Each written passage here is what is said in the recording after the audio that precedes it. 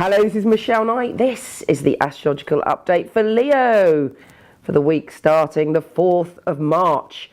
Now, this week is incredibly powerful.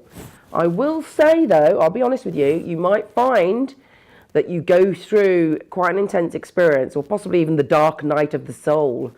It's up to you how brave you want to be this week. But being a Leo, I have every faith that you are going to take this week and find the gold within the depths of the experiences you'll be going through. Now, it's not necessarily going to be dark night of the soul and hideous, but it will be all about power, intensity, raw emotions, and you dealing with your primal side. Basically, at the beginning of the week, Jupiter is going to give you a helping hand, though, and your friends this week are like your knights in shining armor. They are like your spirit guides. You will have a lot of wisdom come to you through random people that you know, and it's almost like being in a great game this week, and it's up to you to find the way to the treasure that lies at the end. But the journey, my friend, is a tough one.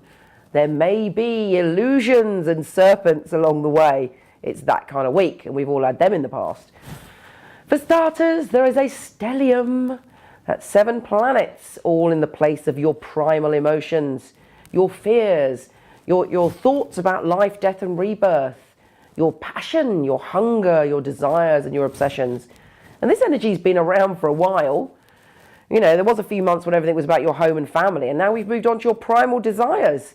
How do you feel about being powerful in the world? Do you feel powerful or do you feel powerless? You have the opportunity with all of this magical energy to turn everything on its head. It doesn't have to be that you're dragged kicking and screaming through the woods this week. It can be that you find out who you are. Suddenly it's like you're taking the sword from the stone and you're King Arthur. You know, you could become the mythical creature that you are somewhere in your heart. You could bring out the hero within yourself and find that you have talents, that you have wisdom, you have knowledge beyond your wildest dreams. So do what you do best, which is be fearless this week. Be honest with yourself.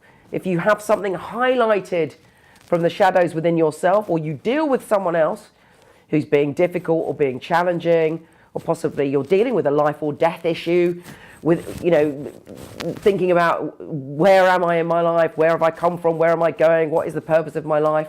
Some kind of existential questioning, whatever comes up for you this week, know that the key to it is for you to find out that in fact you are more powerful than you could possibly know, and that in fact you are not frightened of anything.